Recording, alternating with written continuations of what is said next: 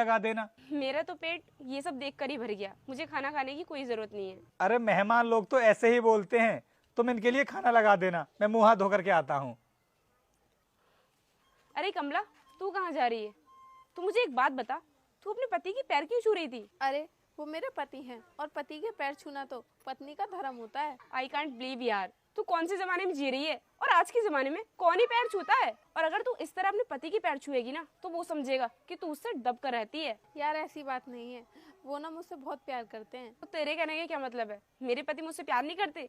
हर 10 दिन के बाद वो मुझे शॉपिंग पर लेकर जाते हैं, और मैं कुछ भी खरीदने के लिए बोलूँ ना, वो मुझसे मना नहीं करते हैं। और अगर अब भी तुझे मेरी बातों पर विश्वास नहीं हो रहा है तो रुक, मैं अभी अपने पति को कॉल करके बोलती हूँ, फिर भी वो मुझे शॉपिंग के लिए मना नहीं करेंगे।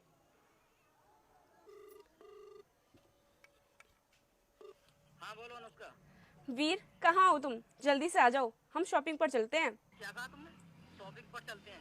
तुम्हें तो पता है ना, मैं यहाँ पर प्लॉट खरीदने की बात कर रहा हूँ और तुम मुझे डिस्टर्ब कर रही हो। कोई शॉपिंग नहीं होगी तुम्हारी, मैं यहाँ पर काम कर रहा हूँ। चलो फोन रखो। अनुष्का, तुम तो बोल रही थी कि तुम्हारे पति तुम्हें बहुत प्यार करते हैं, ये है तुम्हारे पति का प्यार? कमला, वो सब तो मैं तुम्हारे सामने दिखावा कर रही थी। मैंने सोचा कि गांव के लोग इसके बारे में कुछ भी नहीं जानते होंगे, बस इसीलिए तुम्हारे सामने इतनी लंबी लंबी फेंक रही थी। बेटा, पैसा होना जरूरी नहीं है, पति का प्यार होना जरूरी है। हाँ आंटी, आप बिल्कुल सही कह रही हो। मेरे पति के पास पैसा तो बहुत है, लेकिन वो मेरी इज्जत नहीं करते।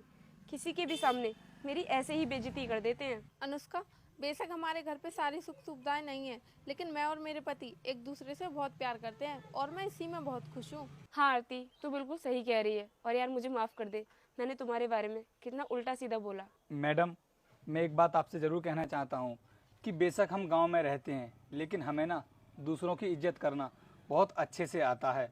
और जो आप मेरी फैमिली के बारे में बोल रही थी ना कि हम ऐसे घर में रहते हैं, तो मैडम हम आपको बता दें कि गांव का जीवन ना ऐसा ही होता है। और आपको शहर का जीवन अच्छा लगता है, इसलिए आप लोग शहर में रहना पसंद करते हो। हमको गाँव का जीवन अच्छा लगता है, इसलिए हम लोग गाँव में रहते हैं। यहाँ पर हमारे लिए खुली हवा मिलती है। और जो आप हमारी बेइज्जती कर रही थी ना कि इस तरह की ज़िंदगी जीते हैं, तो मैडम हम आपको बता दें, हम किसान लोग हैं और आप जो अनाज खाते हो ना, वो हम किसानों के द्वारा ही जाता है। अगर हम लोग अनाज उगाना बंद कर दें तो तुम शहर वालों को 2 वक्त का खाना भी नसीब नहीं होगा। इसलिए आगे से ध्यान रखना, कभी भी किसी इंसान को ना कम मत समझना, क्योंकि इस देश में हर किसी की अलग भूमिका है। कमला, तुम्हें पता है ना कि घर आए हुए मेहमान को बिना खाना खाए भेजते नहीं है। तो तुम अभी तक अपनी दोस्त के लिए खाना लेकर के नहीं आई हो, जाओ जल्दी से खाना ले आओ। अभी लेकर आती हूँ। कमला, रोटी कुछ ज़्यादा ले आना, आज मैं तुम्हारे घर पर पेट भर के खाना खाकर जाऊंगी। ठीक है अनुष्का। बैठो आप।